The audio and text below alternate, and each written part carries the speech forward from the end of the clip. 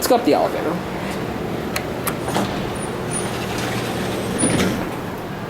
So, let's see this. Okay, first of all, so people were just using this thing, and it is very below level. So, let's look around. Look at the vast majority of these lights are gone. Like 3 out of 9 are working. And they're not even making any effort to match them anymore.